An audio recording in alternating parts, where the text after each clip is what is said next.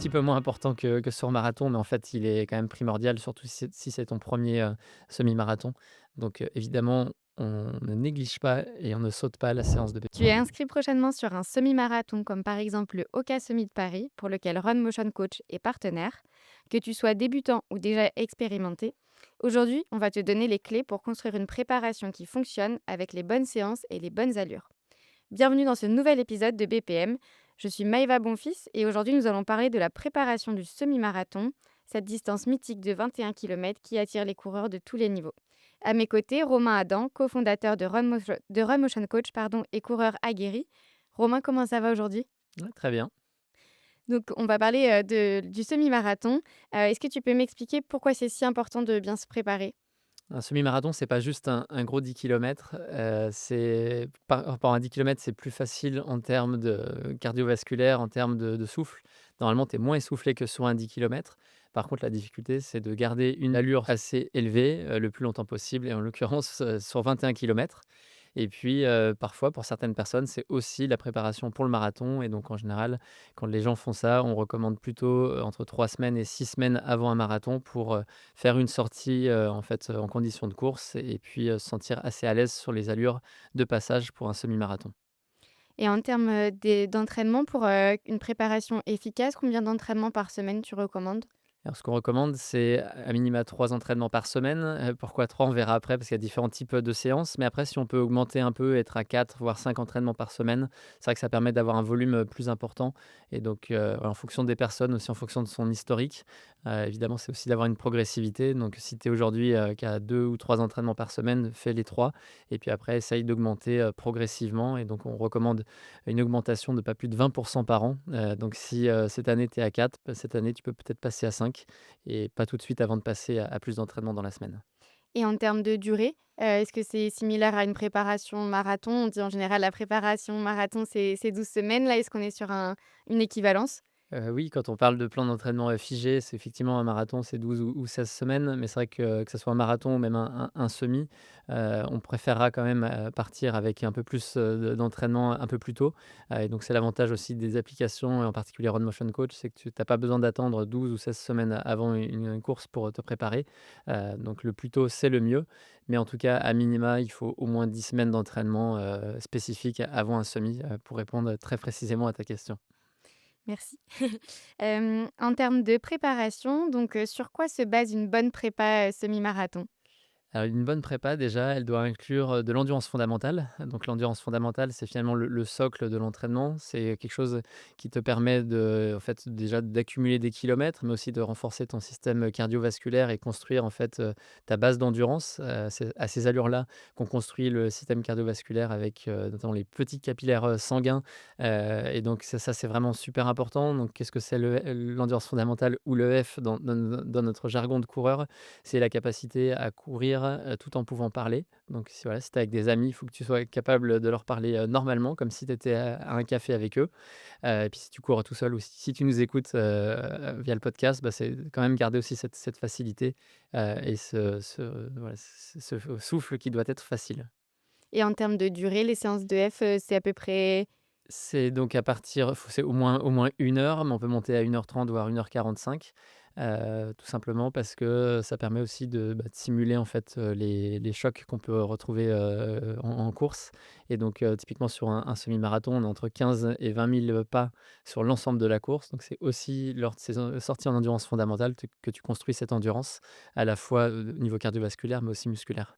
Super, donc on a dit, endurance fondamentale, et puis qu'est-ce qu'on peut rajouter d'autre? Ce qu'on peut ajouter d'autre, il y a la partie, fractionnée, donc en particulier le fractionné à l'allure semi-marathon, parce que ça permet déjà d'enregistrer, le rythme que tu devras avoir le jour de la course. Mais on pense aussi au fractionné à allure plus élevée, type, VMA, ou seuil. Donc ça te permet, généralement de venir stimuler ta vitesse maximale aérobie, donc ça te permet de travailler à haute intensité. Là, en l'occurrence, tu seras beaucoup plus, essoufflé que sur un semi-marathon, mais ça vient, en fait participer à ton entraînement et donc, à la fois, on a tout en bas, l'endurance fondamentale pour la base, on a les séances à l'allure, semi-marathon et puis après, tout en haut, on a les séances rapides qui permettent de te sentir aussi à l'aise sur des allures intermédiaires et donc plus tu augmentes ta VMA et tes allures rapides et normalement plus tu es censé être à l'aise sur tes allures semi-marathon. Donc j'ai bien les bases, pour un entraînement, structuré. Est-ce que tu peux me donner un type de séance, prépa marathon? Semi-marathon, pardon. Donc 2 fois 12 minutes, par exemple, récup, 4 ou 5 minutes. Ça, c'est on va dire, c'est, une séance, assez classique et puis tu pourras monter jusqu'à 2 fois 20 minutes, en gardant, ces 4, ou 5 minutes de récupération. Mais je crois que d'ailleurs, toi, tu as une séance alors qui est pas exactement, celle-ci dans ton plan Run Motion Coach, mais est-ce que tu peux nous en dire plus? Exactement, cette semaine, j'ai, 8 kilomètres, à allure, semi-marathon, et ensuite, un bloc de 4 fois 30-30 à une allure justement dont tu parlais, Plus qui est un peu rapide, plus soutenue, allure, VMA. et donc Hem, pour toi, c'est même long parce que c'est, un peu moins de 40 minutes peut-être exactement. ce 8 kilomètres, et après avec des allures un peu plus rapides donc ça doit permettre de te stimuler et puis de travailler aussi l'explosivité et la fin de course pour que tu puisses, finir fort, sur ton dernier kilomètre. On verra, j'espère. Donc on a parlé des sorties en endurance, fondamentale, mais du coup en termes de sorties longues, comment ça se présente? Est-ce que c'est la même, chose? Sortie longue, donc là, on a parlé tout à l'heure de F, donc je t'ai dit 1h30, 1h45. Éventuellement, on peut même monter à 2 heures sur semi-marathon. Le but, il est pas, par contre, de faire forcément 21 kilomètres à l'entraînement, mais bien d'être prêt grâce à un volume d'entraînement qui est suffisant et différentes séances. On recommande pas absolument de faire 21 kilomètres, mais par contre, sur ces sorties longues, elles vont en fonction évidemment des niveaux des personnes et des allures, mais il faut au moins qu'elles aillent jusqu'à 15 voire 16 kilomètres parce que ça permet de bien travailler. Et puis pour des gens qui sont en prépa marathon, ce sera une sortie parmi d'autres et donc normalement, ils ont des sorties longues qui sont, au moins jusqu'à 21 kilomètres, voire un peu au-delà. Voilà ce qu'on peut dire, sur ce type de séance. Donc voilà, sur le semi-marathon, c'est 15-16 kilomètres et en fait, pourquoi à peu près ce seuil-là? C'est qu'en général, quand on est sur un semi-marathon, surtout si c'est le premier.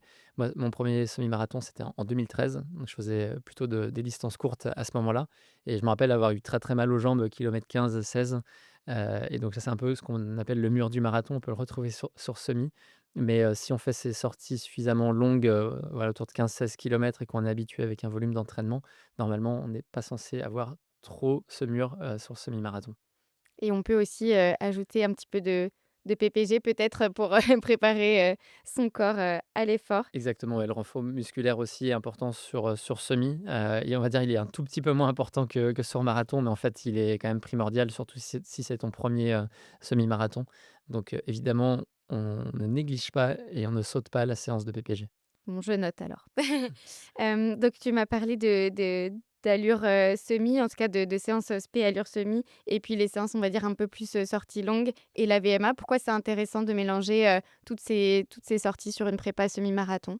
Déjà pour la variété, parce que si tu fais tout le temps les séances, un peu trop rapides, ben, tu as des risques de blessures. À l'inverse, si tu fais que les séances lentes, bah, tu vas pas forcément connaître tes bonnes allures le jour J. Donc c'est autant pour une variété, mais aussi et surtout pour mieux progresser. Et c'est ces principes d'entraînement polarisés avec, des basses intensités, des hautes intensités et des allures intermédiaires qu'on retrouve, bah, finalement dans tout bon plan d'entraînement, et notamment, bah, dans Run Motion Coach. Bah, merci pour, tout ce contenu. Est-ce que tu peux me résumer du coup les clés et puis un petit peu les bases de la prépa, semi-marathon? Donc c'est une, prépa variée avec, EF, allure semi-marathon et puis des allures plus rapides, type VMA. Ensuite, c'est une progressivité, pour, ben, respecter ces principes-là qui sont essentiels en course à pied et arriver véritablement prêt le jour de ta course. Et puis ne pas oublier le renforcement musculaire qui est, aussi très important quand on se prépare pour un semi-marathon. Eh ben, merci Romain. On prend note de tous ces conseils, pour, une prépa, semi-marathon, réussie. Que ton objectif soit de finir ou de battre ton record, l'essentiel est donc de structurer ta préparation avec des séances adaptées à ton profil et à ton agenda. Comme on l'a évoqué, notre mission, c'est de vous aider, et d'aider un maximum de coureurs à réaliser leur potentiel et à se révéler grâce au sport. Nous, ce qui nous fait vibrer, c'est vos réussites, vos challenges et vous accompagner tout au long du chemin. Et ce qui est super avec le format du podcast, c'est que vous pouvez nous écouter où vous le souhaitez. Donc pour continuer à ce que l'on puisse parler de sujets qui vous intriguent et qui vous questionnent, n'hésitez pas à nous faire part de vos questions sur l'application ou sur nos réseaux sociaux. Merci de nous avoir écoutés et puis bonne préparation la bonne continuation pardon, dans la prépa de votre semi-marathon. Bon entraînement.